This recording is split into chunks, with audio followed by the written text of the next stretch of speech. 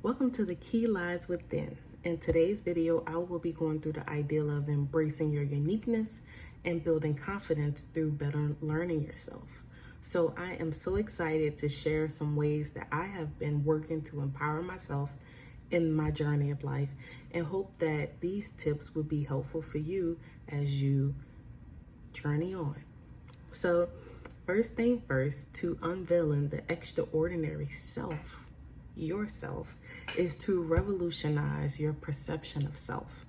So you can do this through identifying the ways you stand out in the crowd, amongst your friends and family, how you operate differently, how you operate similarly, what kind of habits you want to incorporate or get rid of, and just diving into what you want, how you feel about yourself, so that you can start using these things to better understand what living in your truth looks like on a daily basis. So it's so important to not operate in trends and status quos of what a man, woman, boy, girl should be at X age and X time. It is important to set your own goals and standards as to what you want to be in the time and age that you are in, right? So the first thing is establishing your personal style. So decide how you want to show up in the world, how you want to feel when you show up in the world, be it a grocery store, your place of employment, a business meeting, a family function. How do you want to show up, and what style makes you feel the most confident self, right? So for me, wearing dresses, I have found empowers me. Wearing a beautiful dress that fits my curves and layering it with my favorite pair of earrings or my favorite cardigan or my favorite cute sneakers, that empowers me to go anywhere. It makes me feel like I am invincible. I can show up anywhere, anytime. And also, like work uniforms too, you can incorporate some of that uniqueness in that too, so you show up at work confident. It could be your favorite pair of earrings, it could be your favorite cardigan or your favorite pair of sneakers, just because those kind of touches you can do with any work uniform, you know what I'm saying? So important thing with your personal style is to know that when you look good, you feel good. I know this is a big cliche of a quote, but it is very true. When you wake up, you do your thing, you do your routines, and you look good, you show up in a world like that. You show up in your day-to-day like that as well. So the second point is to identify your interests and what kind of life experiences you enjoy that fills your thrill. So for me, I love history, I love museums, so I'm always looking for cool museums, different museums to go to in different cities that I may be visiting or living in. And so I do this by using sites like Groupons to get a discount on experience, or site like City Pass, where it bundles different popular attractions in that particular city. And even, researching cities, because like a city like Washington, D.C., all the Smithsonian museums are actually free. So you get to go in probably about 5 to 7 museums without having to pay.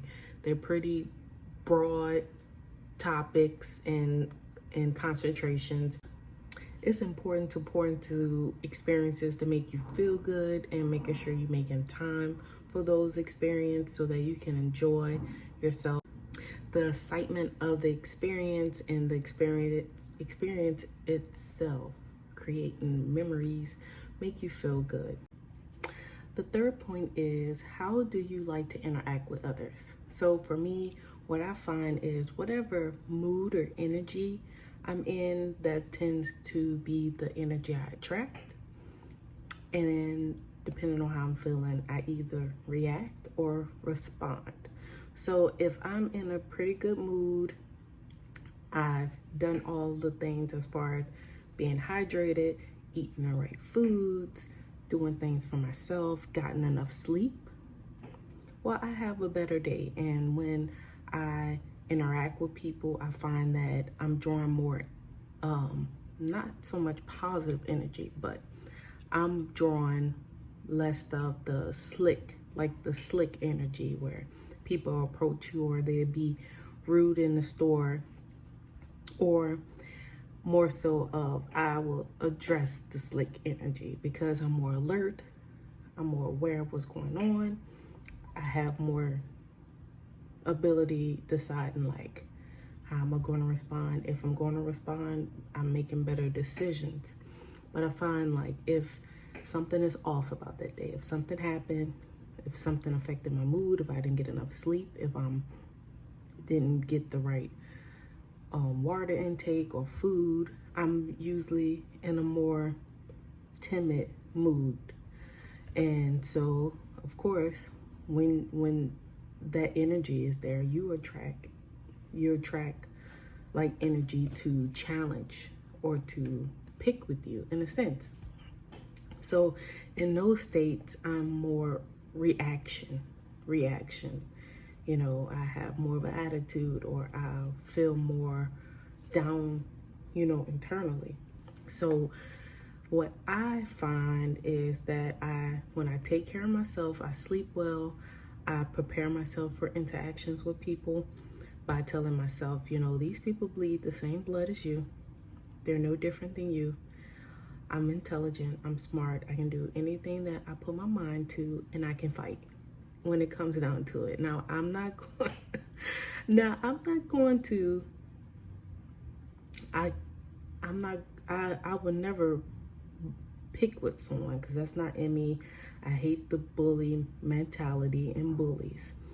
But if you mess with me, I can defend myself verbally and I can defend myself physically. So it's no reason to be, you know, any way other than yourself and checking people, because adults have a bad habit of accountability.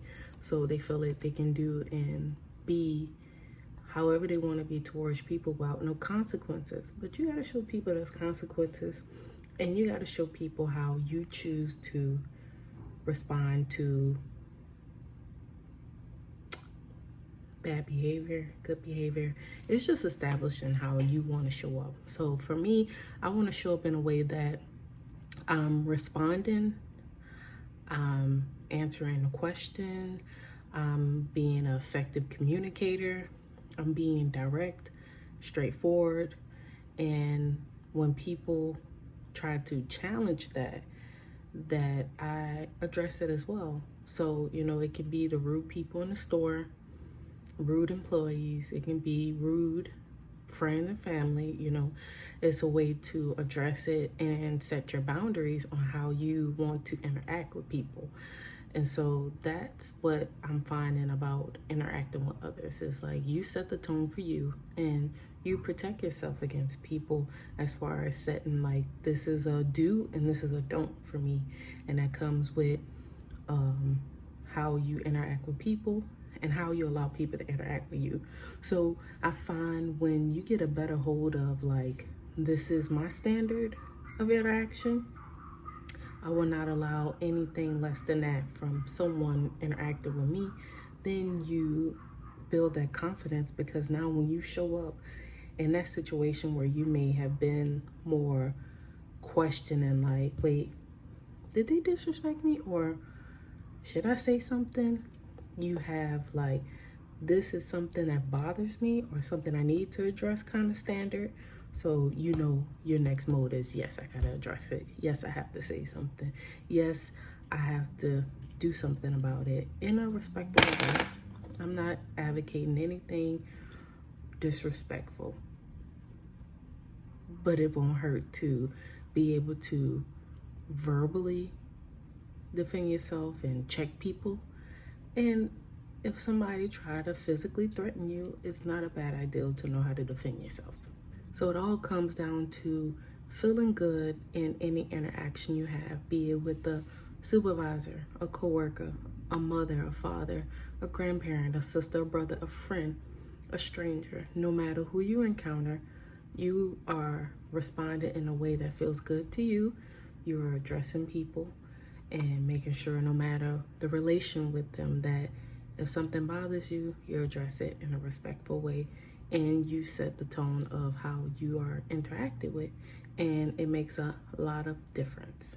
So the fourth and last point is to understand the dynamics you have in relationships. So what kind of relationship you have with your parents, your grandparents, your partner, your husband, your wife, your sister, your brother, your cousin, your uncle, your auntie, your friends. Understand how you are in relation to those people. Because like for me, I am super close to my parents, so sometimes, it's been a transition into now I'm adult. So now how I interacted with them as a child is not feasible as an adult. So, as a child, it was their way or the highway. But as an adult, if I have a difference of opinion, I am comfortable enough to say, hey, no, I don't agree, or I agree with it. So it's important to be able to have that dynamic because I love my parents, and I always want to be fostering a healthy relationship with them, and a mutual one too, where it's like, the parent in them doesn't dictate how I feel about a decision I make, how I feel about a decision that I don't make. Now, it's a learning process because I was a kid, I guess you could say. I haven't been an adult all that long, So it is something I have been more conscious about in later years where, I set the standard, and that's setting the standard with my brother, my niece, my nephew, my partner.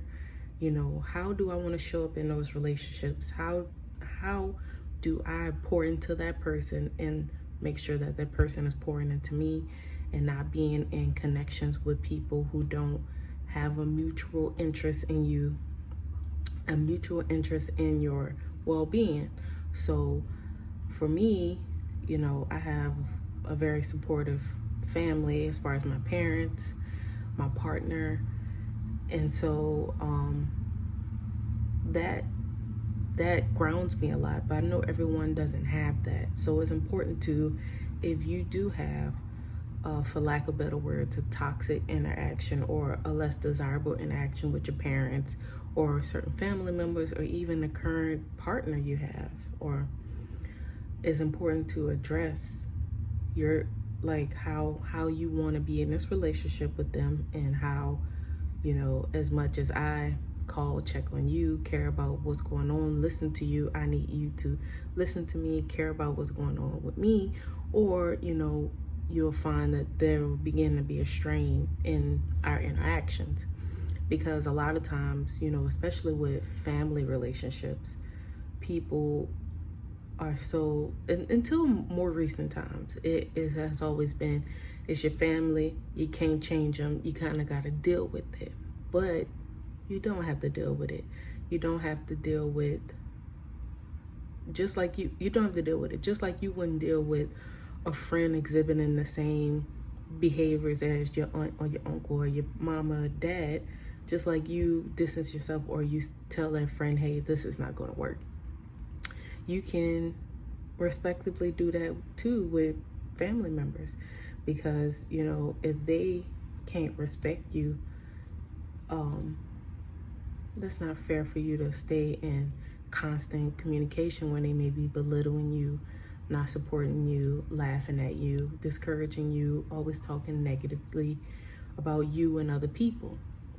And so, even in like friendships, like as I get older, I've, been able to reflect, because, hindsight is 2020, been able to reflect and see like how I had contribute to disconnect with a great person, or held on to a friendship too long, or how today I can be a better friend to my friends that are really good friends to me, and how I can do stuff to kind of foster and stimulate that relationship, and understanding how important relationships are, no matter who you're in relation with, and how to make sure the transition with familiar relationships change too outside of your parents. So like your relationship with your favorite cousin, your relationship with your favorite grandparent, and your favorite uncle and auntie or family friend.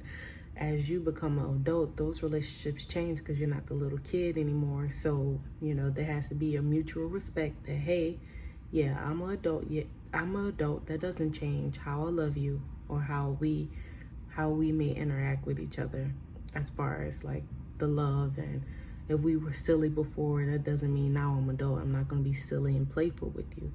But there are changes that comes with that relationship as you get to know them, because even though you're family, a lot of people are very different from their family members.